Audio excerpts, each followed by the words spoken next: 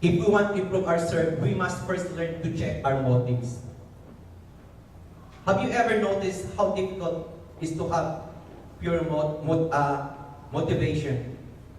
Our motives are often misaligned, even when we try to keep them straight. We sincerely wanted to lend, but we also wanted people to know we are helping. No? By telling you this afternoon, probably has an element of mixed motives in it.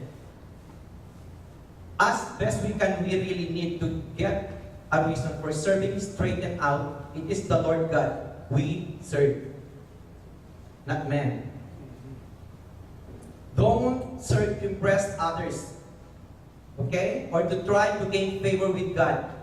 Even the Apostle Paul struggled with this. And we can find that in 1 Corinthians chapter 4, 5. If we can read all together.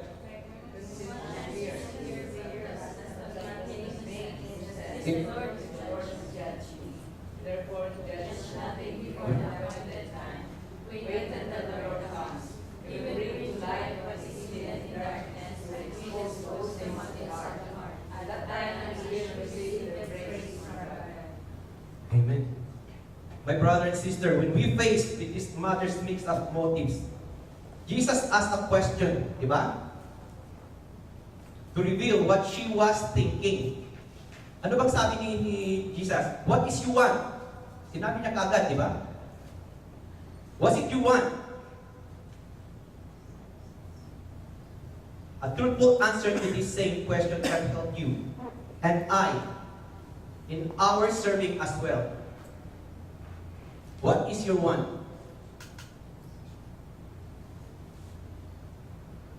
Why are you doing this? Bakit mo ginagawa ito? Who you are serving? Who do you want to impress? Why we are here? Because siya. You want to impress Him, na? Why you worship? Because of Him, hindi ang tao. Di ba? You don't come here to impress people, but to impress God. He created us to worship Him, not the people. You come here to lead the people in worship. Right? So, in order to become a servant of Christ, we have to, what? Point number 2, expect difficulty. Hindi naman ano, no? Hindi porke nag-serve ka, you're already, it's a bed of roses, right? That's, hindi naman na naging Christian ka, wala ka ng problema. Right?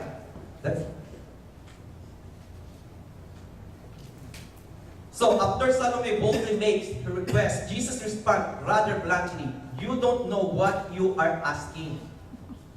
Sabi niya, "Can you drink the cup I am going to drink?"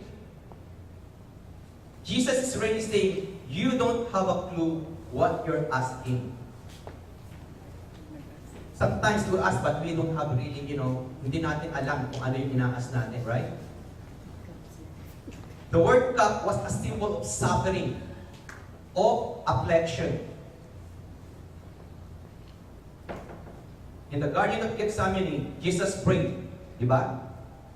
Anong niya dito sa Matthew 20?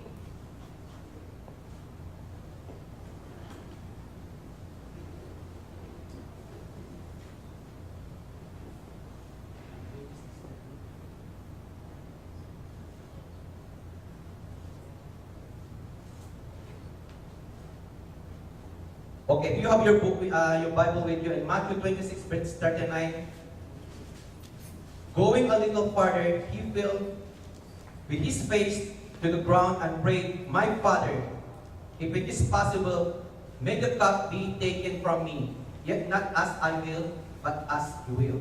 Diba? Sabi niya. And then if you have your John 18, verse 11, Jesus commanded Peter, "But your sword away, shall I not drink the cup the Father has given me?"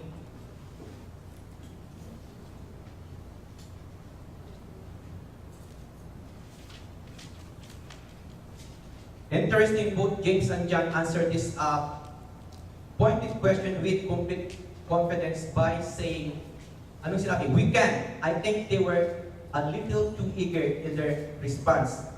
Jesus reinforces this when he says in verse 23, you will indeed drink from my cup. Sabi niya. Matthew chapter 20, verse 23.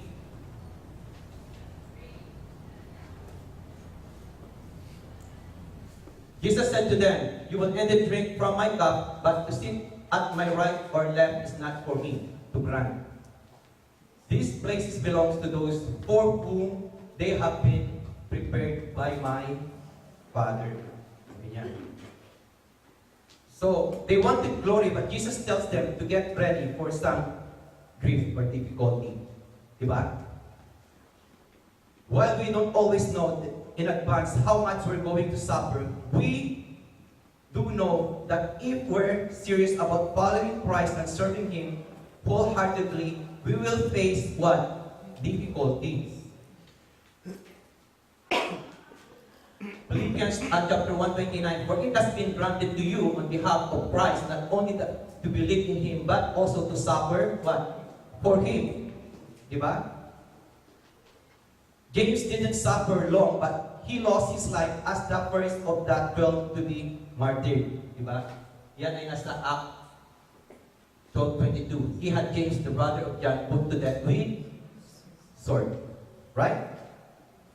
John lived to be about 95, but his life was filled with difficulty, culminating with his advancement to island of Patmos. Revelation, I, John, your brother and companion in the suffering and kingdom and patient endurance that are ours in Jesus, was on the island of Patmos, because of the word of God and the testimony of Jesus. Na-exile siya, doon siya inaano kasi sa in-exile doon sa island na doon, at nag-vanish siya doon. My friend, brother and sister in Christ, if we are serious about serving, then get ready to suffer. Okay? You might be taken from early, like James was, or you may be battled a long time, like John did. To drink of the cup in Matthew chapter 20:23 has reference not only to suffering but refers to remaining faithful to the end. This phrase was understood to mean to drink the entire cup until it was emptied while you can't beat kingdom service. It will not always be easy if you're serving in a ministry right now. Chances are that you're already experienced some difficulty. Diba? If you haven't yet, you will. We've done deserve by promising that the Christian life will be trouble-free and by promoting ministry as a simple and piece of cake. Hindi naman lang nag-serve kayo sa piece of cake. You have, you have to go through difficulties also. Diba? Dito na lang sa church natin, diba? We've been through for difficulties too. Many times. Right? It will cost you to serve Christ. But my question is, are you willing to pay the price?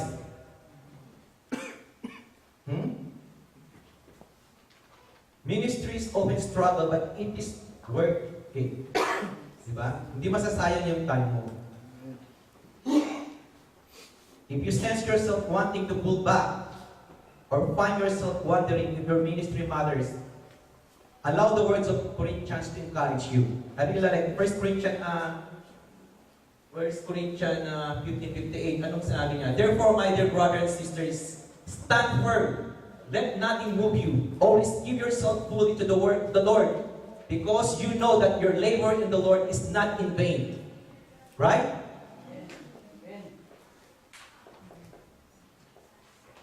In order to become a servant of Christ, we have to, what? Third point, put others first. Meaning, after checking our motives and expecting difficulty, the third rule to become a servant is to put others first. In case you're wondering how the others 10 felt when they saw that James and John were trying to grab the power position, let us look at Matthew 20:24.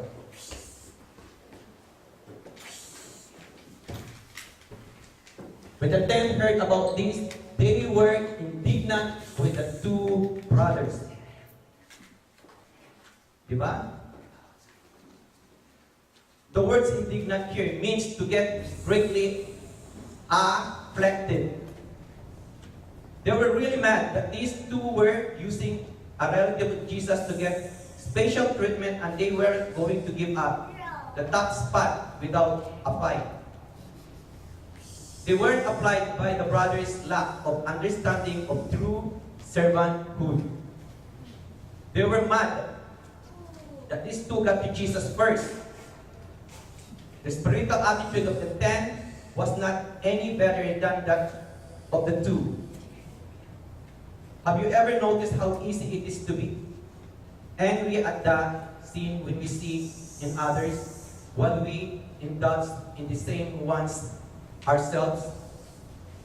Why is it that we condemn in others what we excuse in our own lives? Here we see that selfishness always results dissension, right? When we think only of ourselves, community breaks because we're selfish. And unity is replaced with division and backbiting. That's why one of the best things we can do as a church is to serve together. Right? A church that serves together stays together. I love what Jesus does next in the first part of verse 25. Jesus called them together, right? Matthew 20:25. Jesus called them together. I underline that one because, and said, you know that the rulers of the Gentiles lord it's over them, and their high officials exercise authority over them. This is exactly what needs to happen. When there is a tension and stripes, we need to come together. When Jesus calls them to Himself, He does so with tenderness and familiarity. Later on, when looking out over Jerusalem, Jesus said, Jerusalem, Jerusalem, you who killed the prophets and stoned those sent to you, who open I have longed to gather your children together as a hen gathers her chicks under her wings, and you were not willing.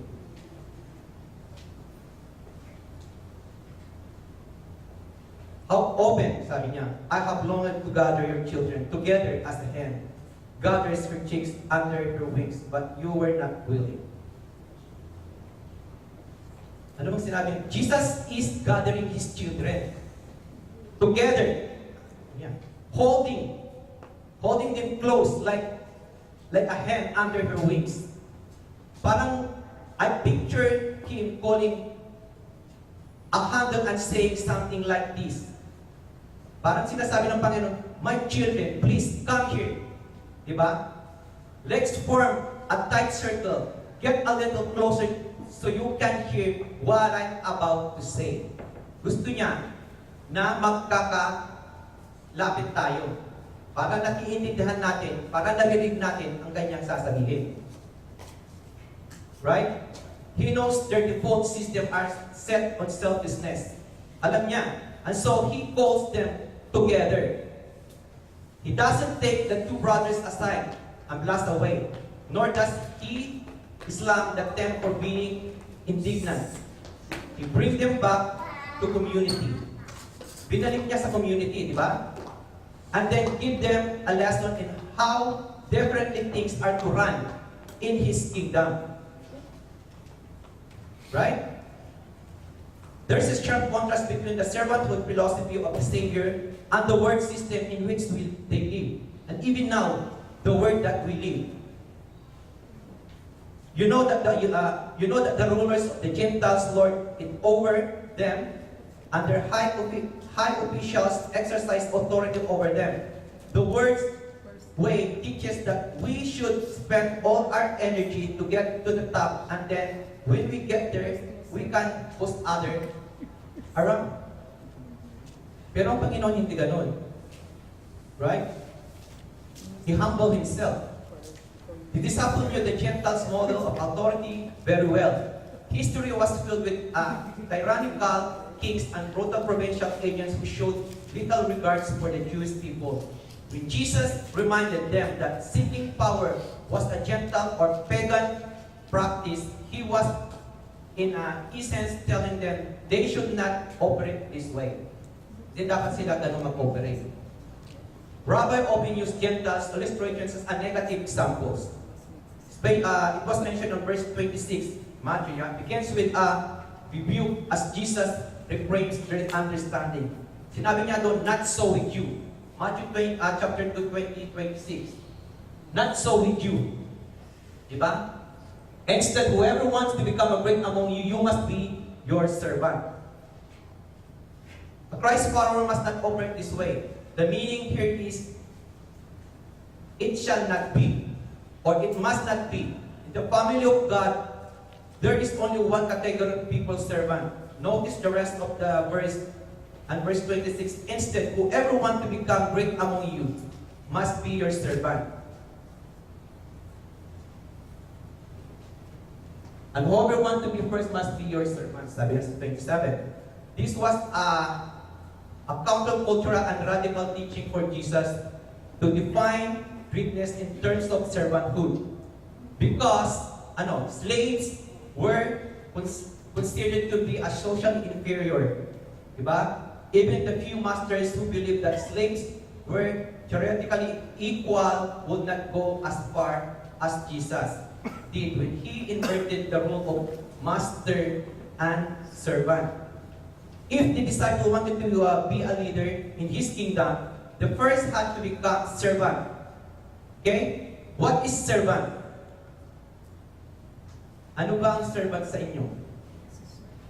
Ito ba yung katulong na aanin natin na one? It's someone whose heart is intent upon and whose will is bound to the will and wishes of other. Okay? If I am your servant, then what you say goes. You have the last word. One of the best biblical images of this single-minded resolve to put others first is found in Psalm 123 verse 2.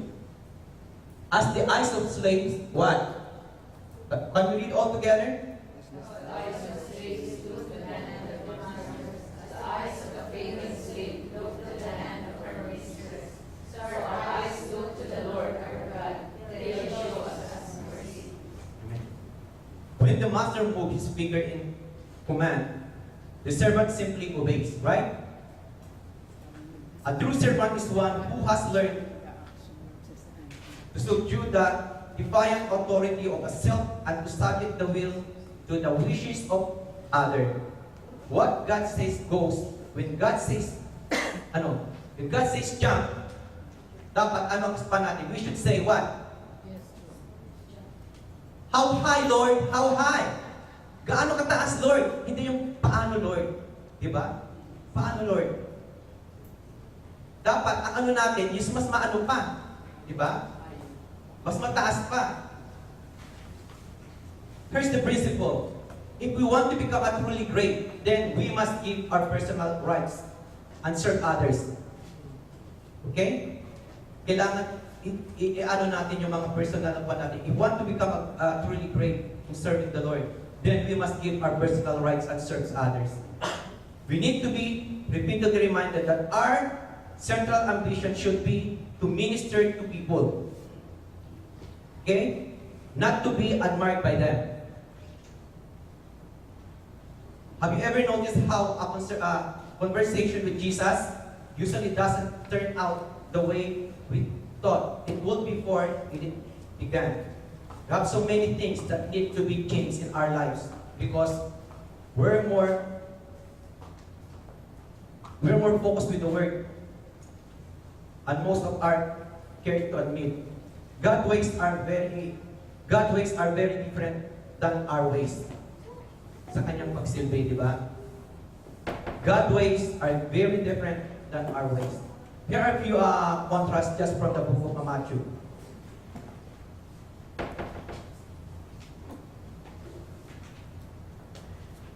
Babasa niyo ba yun? To gain your life, you must lose it. Di ba? Matthew 16:25. For whoever wants to save their life will lose it. But whoever loses their life for me will find it. To experience eternal life, you must have the faith of a child. Right? Book of Matthew said, in verse 3, and he said, truly I tell you, unless you change and become like little children, you will never enter the kingdom of heaven.